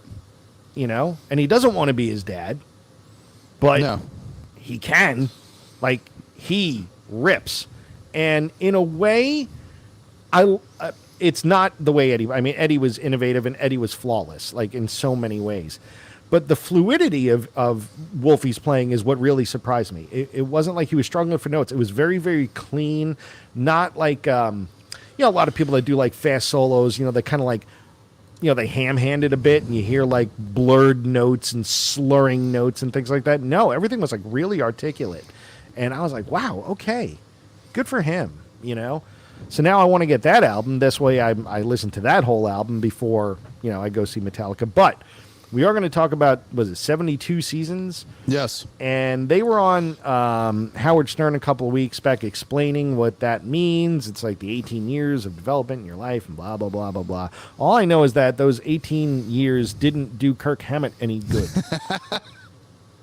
He could have 80 years and it wouldn't do him any good. When I was growing up, Kirk Hammett was my hero. Like, that's what I wanted. I wanted to play Metallica. Like, that's what I wanted to do. And he was like, I want to play. It was Ace Frehley, then Jimmy Page, then Kirk Hammett, right? You wanted to have ramen noodle hair. No, I didn't. And his are plugs. So, but I mean, like, that was like metal. Like, that was like metal. Like, yeah, and he was like the guy, you always wanted to follow. Oh, he took lessons with Joe Satriani. Oh, he must be an amazing player. And, like, I think he needs to go back for lessons. To take some more lessons. Look, I'm not really trying to slag on Kirk Hammett because he influenced a lot of people to pick up guitar. Yes. Let's be honest. Between him and Hetfield, both Hetfield's right hand should be bronzed. Yeah, it's maybe the best rhythm guitar playing next to Malcolm Young ever. It's like the if you had to do like what's that fucking mountain range? Mount Rushmore? Thank you. Do a Mount Rushmore of rhythm guitar players. It's got to be Malcolm, James Hetfield, Scott Ian. Who would a fourth be? I could tell you my fourth, but I know that's not who you're going to say. Jerry Garcia? No. Well, are you talking hard rock metal or just rhythm players in general? It could be rhythm players in general. I mean, there's... Rhythm players in general, John Lennon. Why? Because I think he plays a lot of stuff that's carrying the whole tune that you don't hear. It's in the background, but without it, the song loses its essence. I would agree with you if you were able to pick out his parts distinctly, but it's kind of hard sometimes. There's so much going on between him and George Harrison. It's like, who's playing what? And I think because of that, maybe he didn't stand out enough for me to sort of agree with that, though I'm sure you're probably right. But there's, anyway, we'll keep it at 3 and we'll keep the fourth one open. And that would be actually a good conversation for another show. Yes. But, listening to what I've heard of 72 Seasons, and I can't say I've listened to the whole album. I have not. I've heard a couple of the songs. I like Lux Eterna. The second song, I can't even remember. The second single, I can't remember the name of. It was a little bit of a letdown. Mm-hmm. And I don't know about the third one at all. I never even heard the third one. Everything that I've heard from people, it's like it's a solid 6 out of 10 as an album. So what I got from it, because the store did a listening party on release day, which praised to Metallica for they made a huge effort to drive people to local record stores to buy that record. They gave us promo stuff to give away with the listening party, posters, stickers, T-shirts, guitar picks, and tied it all into independent stores, which I thought was fantastic. And you have to give them props for that because they're Metallica. They easily could have made that album a Walmart exclusive and probably sold just as many copies. So for the fact that they're making an effort, not just to say there's an independent retailer version, but yes, there's an independent retailer version, and we're going to support it. We're going to put out on our social media, these are the places to buy the record, and we're going to support these stores. So fantastic of them to do that. My overall takeaway from the album was, I think the hype sticker on the front says something like 40 years of Metallica in 77 minutes. And I think that's a good description of what it is, because there's how many years of Metallica? 44 or something. 42. Because they started 81, so you're 42. Yeah. 42. And I think that's an accurate description because there's songs and riffs and parts that sound like early Metallica. There's melodic parts that sound like 90s Metallica. There's alternative stuff in there. There's a little bit of every era of Metallica in there.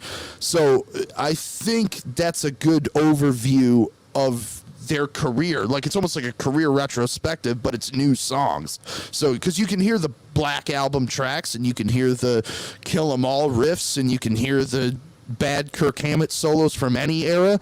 You can hear the vocals, you know, the more aggressive vocals and the more melodic vocals. So I have to say, as somebody that's not a big Metallica fan anymore, I thought it was the best thing I've heard them do since probably, I guess, Load, because Reload is not good and Saint Anger is not good. And Can Death you back Magnet, up from the mic a little bit? yeah. Yeah, because it was getting a little blown Sorry. out there. Sorry. That's all right. No. I mean, as long as you're like here, you're good. Yeah. Like do like that. So yeah, I just thought it was a good overview of their whole career. And if I was a Metallica fan, I'd be satisfied. All right. Well, I mean, I'm going to give it a listen. I'm going to buy it. I need it for the collection. Kind of, sort of need to have it. But what I don't need are Load or Reload or Load Ass Or Saint Anger. Stanger. My God. All right, well that's cool. I mean, look, I'm looking forward to seeing them live. Actually, I actually am, because I just want to see like the hits though, and I'm curious as to what they're going to do. Like, if I go to this show and they don't play Lux Eterna, it's going to be a little bit of a letdown. That means that the second show gets that, because it's no repeat set lists. My thought is, why would you not want to repeat the songs that everybody knows on the radio from your newest album that you're promoting? Right. You know. Well, isn't the idea, though, that 80% of the people are going to be at both shows?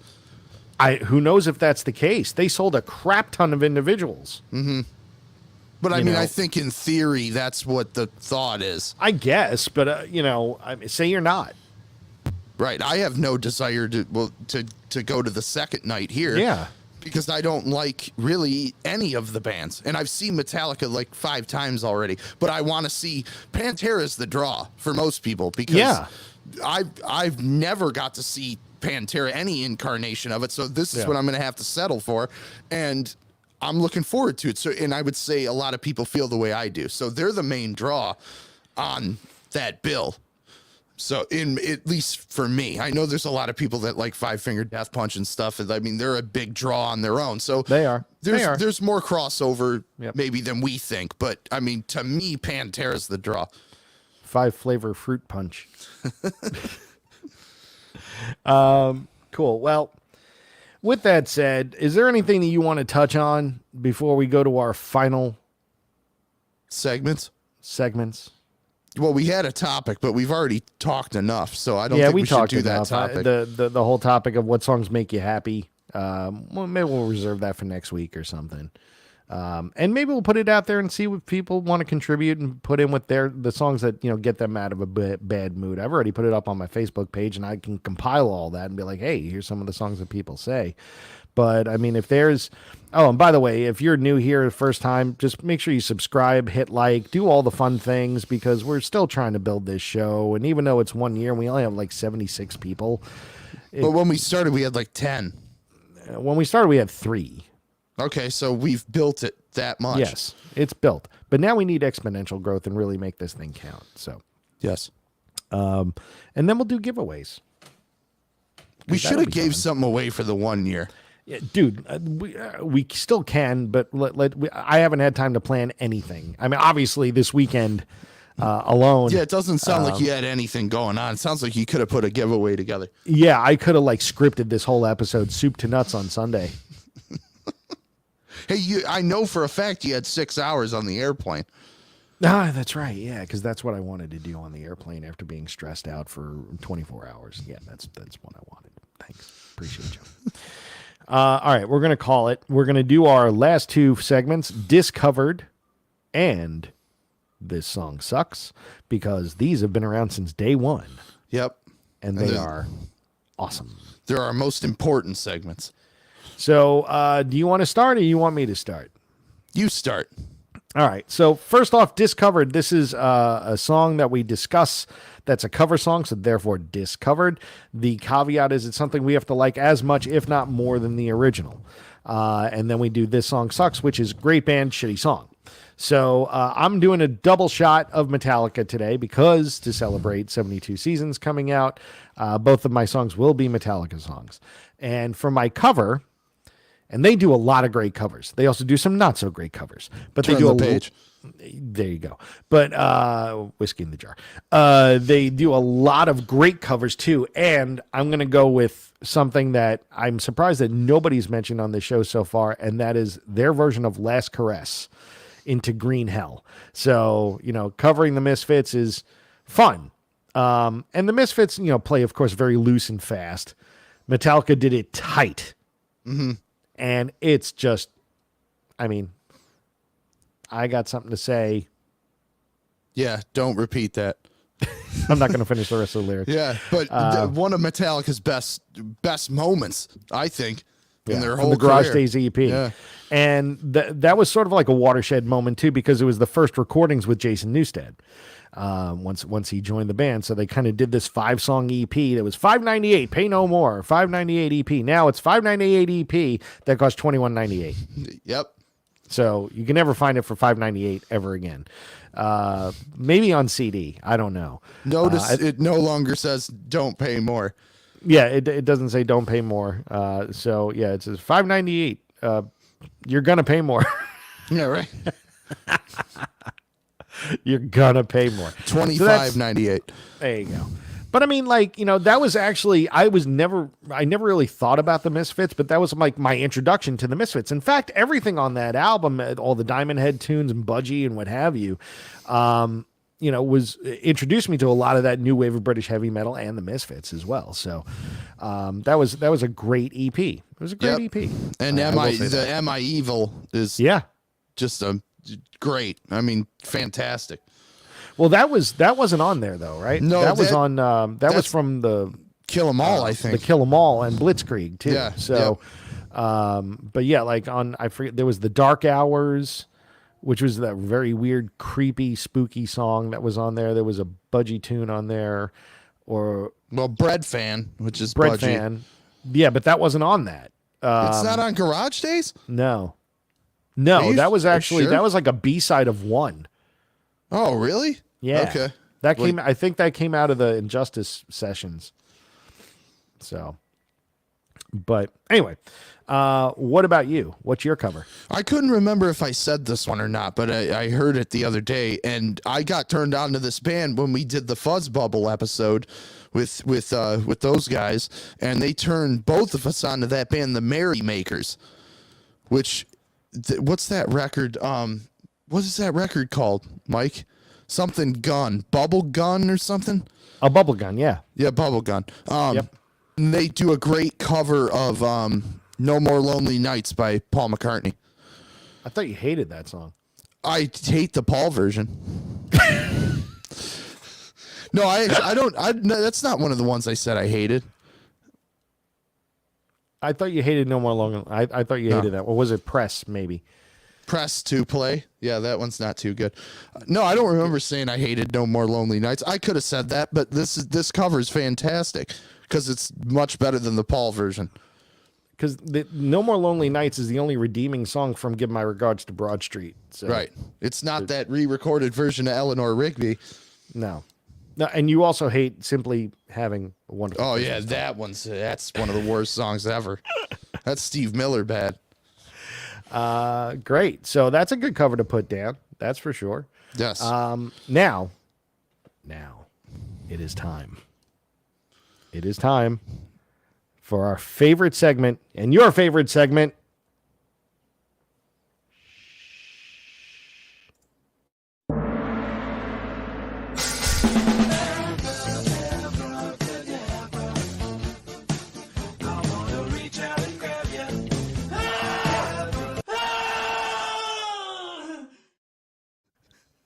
I always just play that for your benefit, even if I get in trouble with YouTube. But here we go. Another iconic moment. Yes.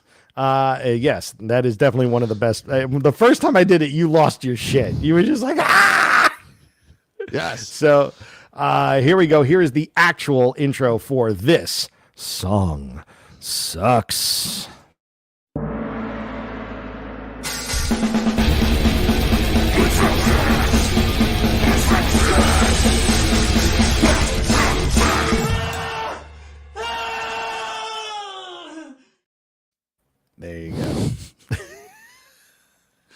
so good.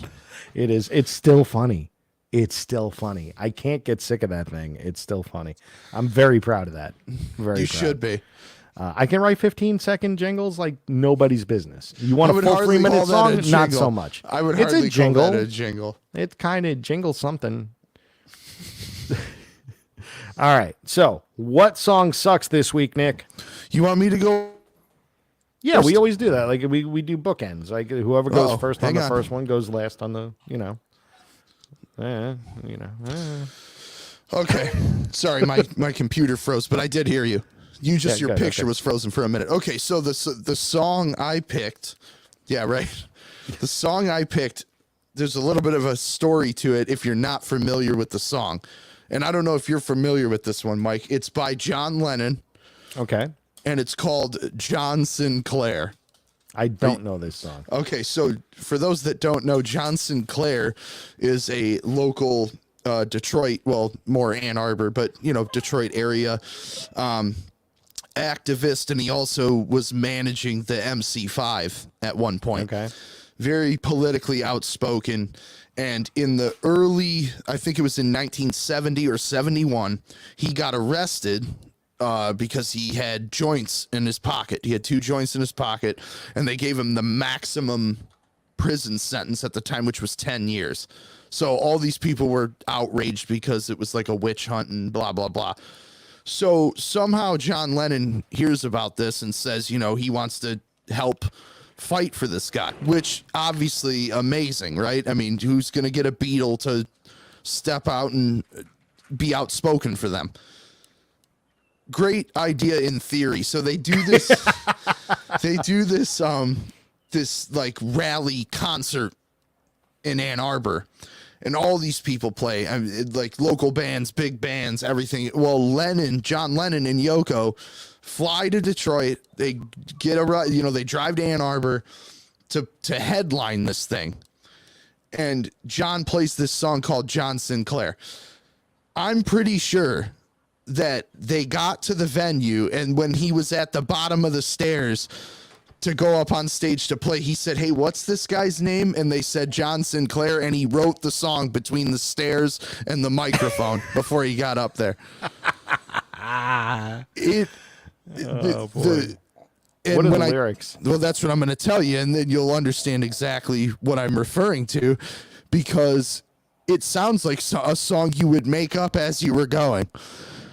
So it says, "It ain't fair, John Sinclair, in the stir for breathing air.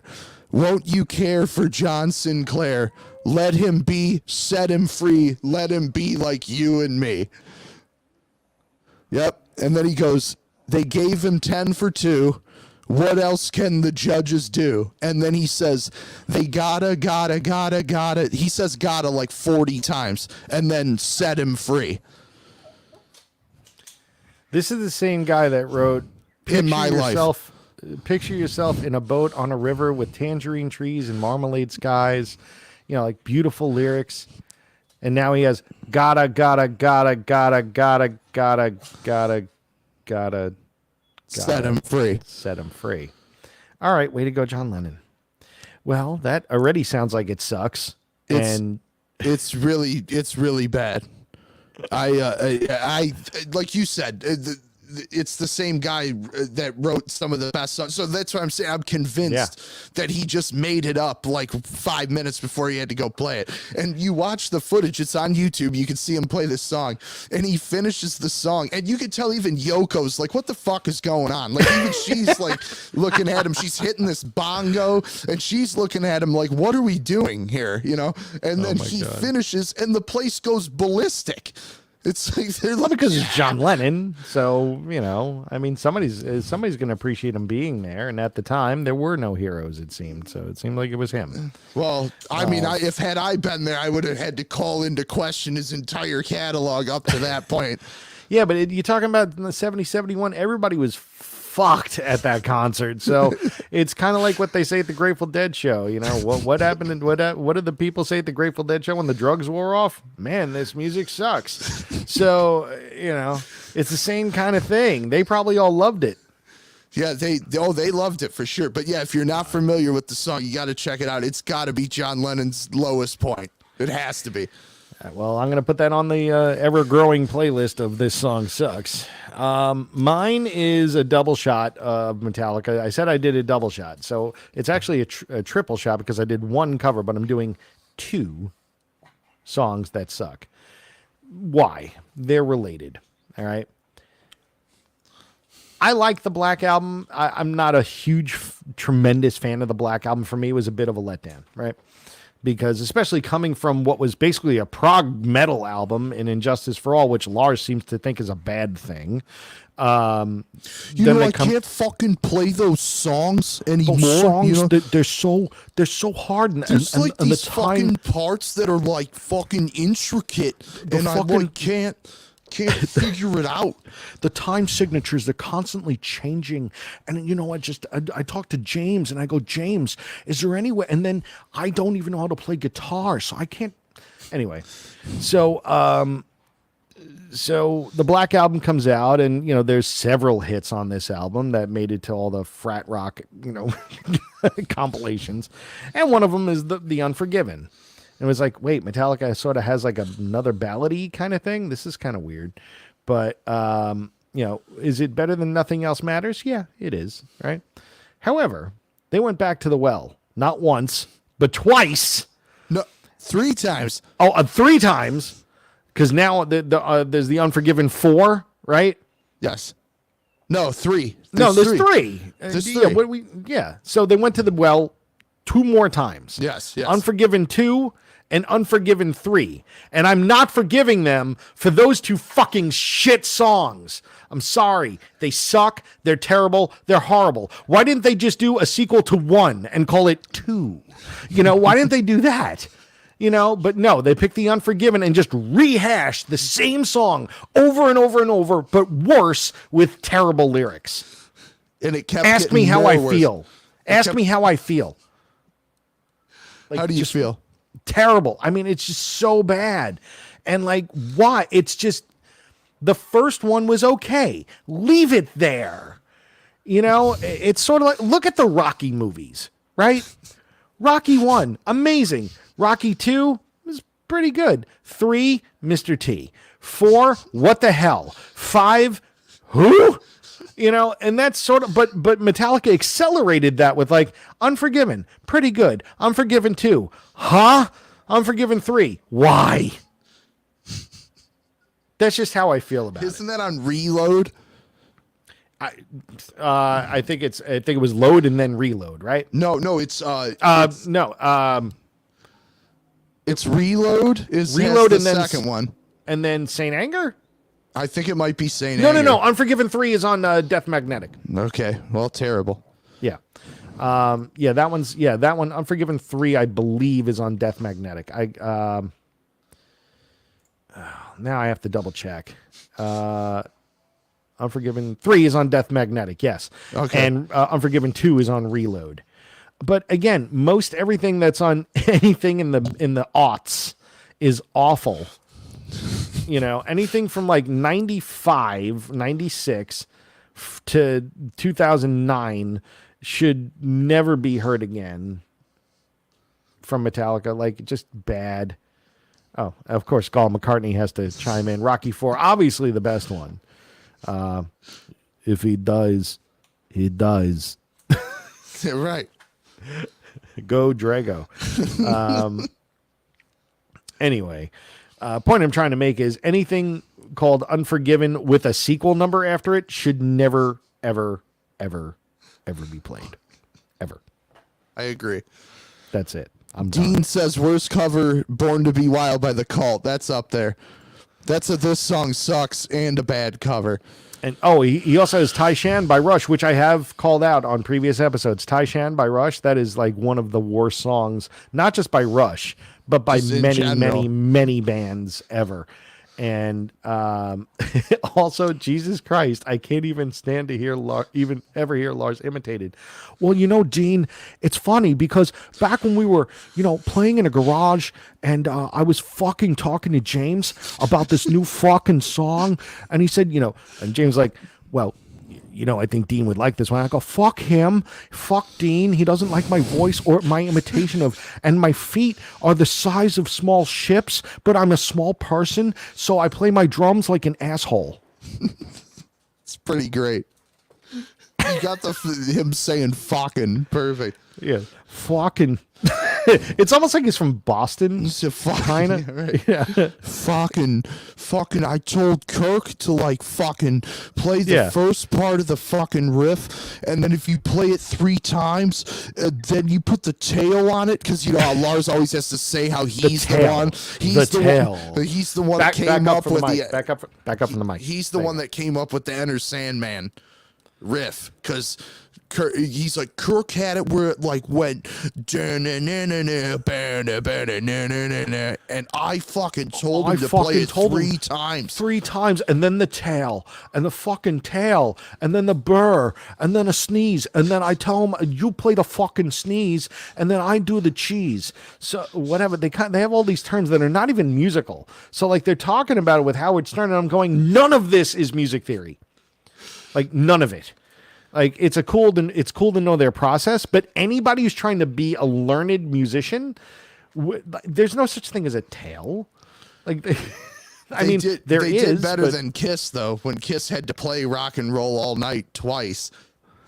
We missed a solo, and this was actually Gene's fault. Wasn't it Gene's fault? It was Gene's fault. Yeah. It was my fault. I've been playing the song for about 75 years.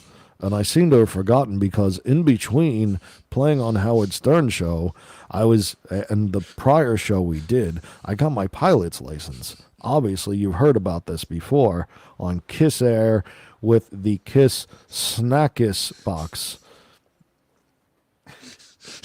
So good. Look at this. Dean's on a roll. Like, first of all, Shoney happy people? You know what he means. It's funny here, the Shoney. Shoney happy people. Shoney. All right. With that said, we are going to bid a fondue. To everybody. Again, if you are new here, wow, there's 10 people here. Thanks everybody for watching. Really appreciate it. It's great to make a triumphant return after a while. We'll be on next week. We'll make sure we're on next week. Again, subscribe and like the channel, please, and get as many to do it as possible, because we need all the support we can get. We enjoy doing this, but we enjoy doing it when people watch it. So yeah, it's about their free. So you need to come. Yeah, there you go. Yeah, right about there is probably about right. Please do that. I appreciate it. Hey, Nick. Yes. What store do you own? Rock City Music Company. Where are you located? 5 Mile and Farmington Road in Livonia, Michigan. And where can we find you? RockCityMusicCo.com and all social media platforms. All right, there you go. Well, my name is Mike Venezia. That is Nick Morocco. He already told you who he is. Please make sure you buy all your records from Nick. Call him if there's something you want. Give him a call at the store. What's the phone number for the store? 734-744-5462. What was that again? 734-744-5462. One more time? Oh my God. 734-744-5462. See, they do that on commercials so that you remember it. Yes. So, yes. Buy lots of records from Nick. Buy your guitars and amps from Nick. Buy your drums from Nick. Take lessons from people at Nick's store. Do not fly Kiss Air. Do not let Gene Simmons be your pilot. And don't... what Dean said your phone number is 1-800-LARS-SUCKS, which would be great. Yeah, that works. All right, kids, we're done. We'll see you next time. Thanks again.